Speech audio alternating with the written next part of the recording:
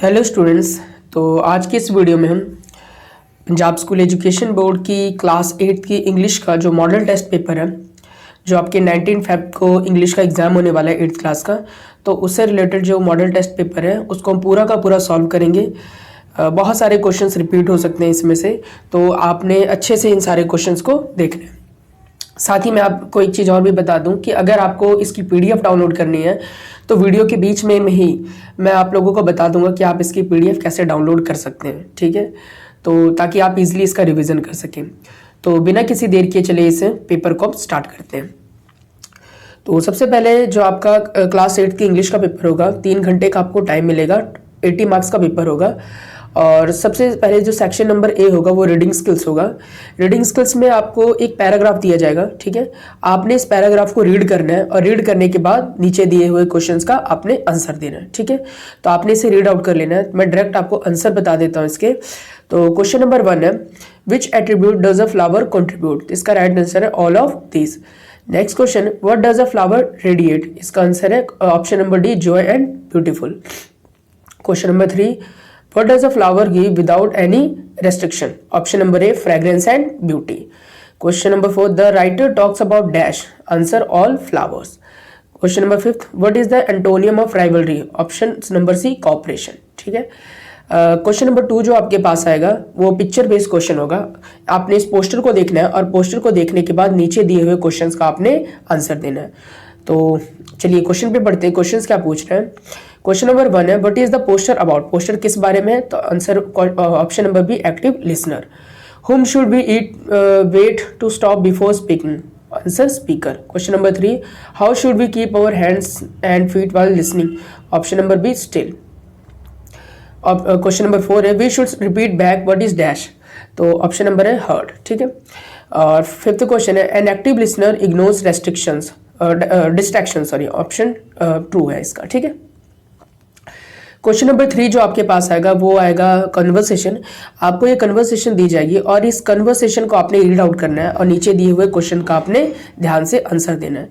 तो question number 1 है, where does the customer go to buy the watch? तो इसका आंसर है a shopping mall. Question number 2, what type of watch does the customer want? Answer ladies watch.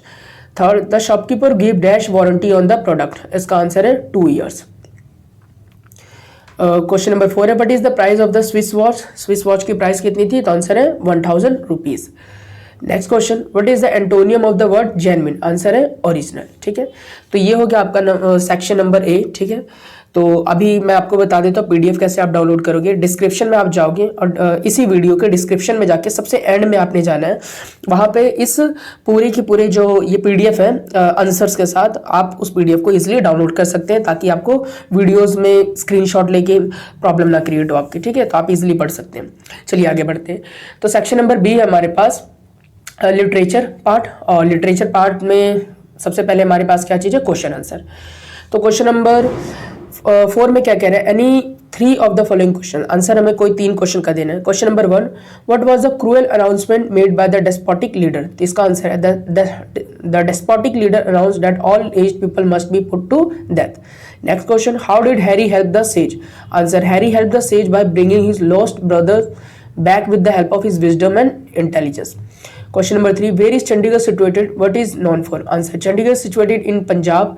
It is known for its well planned architecture, rock garden, Sukhna Lake, and as capital of both Punjab and Haryana. ठीक है।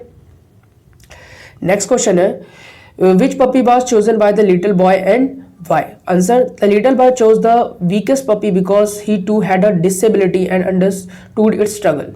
Question number 5, who was able to smash the glass ceiling? How? Answer, women who broke societal barriers and achieved success in male dominated fields smashed the glass ceiling through determination, talent and perseverance. जो 5th part है आपके पास वो है word meaning है, ठीक है। आपको कुछ वर्ड्स दिए गए और इनका आपने हिंदी या पंजाबी में मीनिंग बतानी है, ठीक है। सबसे पहला वर्ड है जर्नी, इसका अर्थ होता है यात्रा। मेलोडियस, सुरीला। इंटेंशन, इरादा। मर्चेंट, व्यापारी। डिसाइपल, चेला। चैरिटेबल, दानी, ठीक है। पार्ट नंबर 6 है फिलिंग द ब्लैंक्स, ठीक है। श्री गुरु अर्जुन देव जी व डैश ऑफ द 6 सिखों के कौन से गुरु थे? 5th गुरु थे। Marco Polo set up on his first voyage at the age of dash 17। Marco Polo visited the holy city of dash Jerusalem, ठीक है। Option Jerusalem. चलिए पार्ट नंबर 7 आपके पास है इसमें आपको कुछ वर्ड्स दिए गए हैं, ठीक है, और कोई ऐसे 4 वर्ड्स जो है उसके आपको सेंटेंस में कन्वर्ट करना है। तो पहला वर्ड है injured. The injured player was taken to the hospital. Abolish, we should abolish social evils like child labour. Excited, I was excited to meet my favourite author. sermon, the priest delivered a beautiful sermon. Delight, her success was a great delight of her parents. Qualification, a good qualification necessary for a decent job, ठीक है। Part number 8 है हमारे पास, आपने stanza को read करना है और stanza को रीड करने के बाद आपने नीचे दिए हुए क्वेश्चन का आंसर देना है। पहला, name the poet and its poet. Poem का नाम है we who love books, a poet Ruskin Bond. What do you understand by the phrase timeless tales? तो answer, timeless tale refer to stories and books that remain relevant and enjoyable across generations, ठीक है। Question number 3, how does the poet feel when he touches and feel the pages of his book? The poet feel nostalgic and delighted as the books bring back all the memories and emotions. तो question number 9 जो आपके पास होगा, कुछ 2 question के आपने answer देने होंगे, ठीक है। तो क्वेश्चन हमारे पास क्या है, how do these great sons serve their motherland? तो answer, the great sons serve their motherland by sacrificing their lives, protecting the country and upholding its honour. Question number 2, इसी तरीके से आपने क्वेश्चन नंबर 2 को रीड करना है, ठीक है, और ये क्वेश्चन नंबर 3 है। तो नेक्स्ट पार्ट हमारे पास है सेक्शन सी, वोकैबुलरी, जिसमें सबसे पहले वन वर्ड सब्सटीट्यूशन है। A man who does not know how to read और राइट, उसे क्या बोलते हैं? जो पढ़ लिख नहीं सकता, इलिटरेट। नेक्स्ट हमारे पास सिनोनियम बताना है, ठीक है। लार्ज का सिनोनियम क्या होगा? मिलता जुलता वर्ड क्या होगा? ह्यूज, वास्ट या बिग। एंटोनियम बताना है उल्टा। प्रेजेंट का क्या होगा? एब्सेंट का क्या होगा? प्रेजेंट।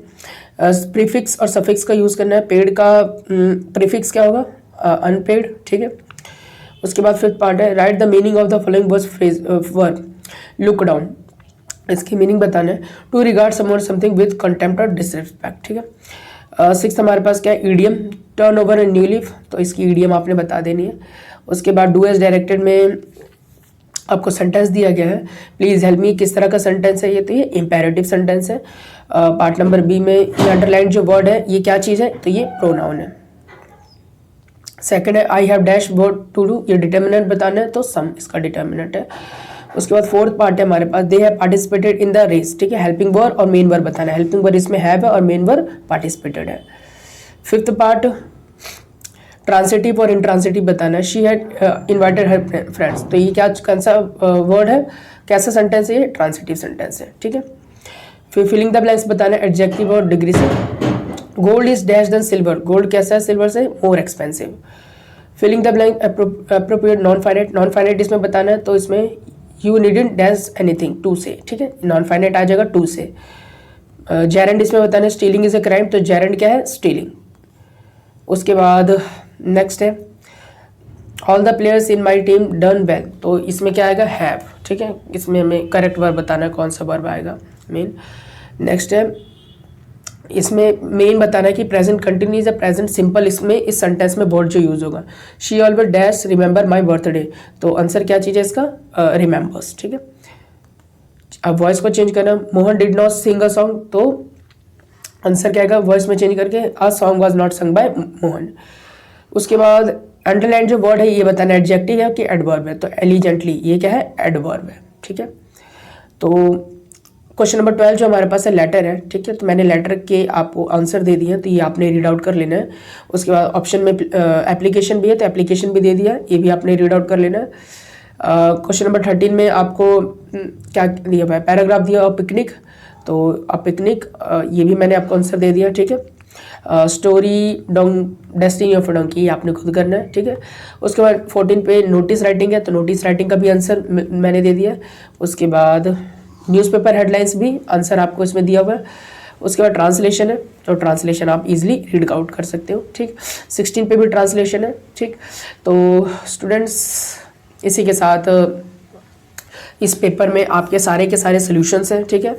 तो आपने रीड आउट करके जरूर जाना, एग्जाम में आपको काफ़ी हेल्प मिलेगी। तो मिलते हैं नेक्स्ट वीडियो में नेक्स्ट पेपर के साथ, तब तक के लिए थैंक यू वेरी मच।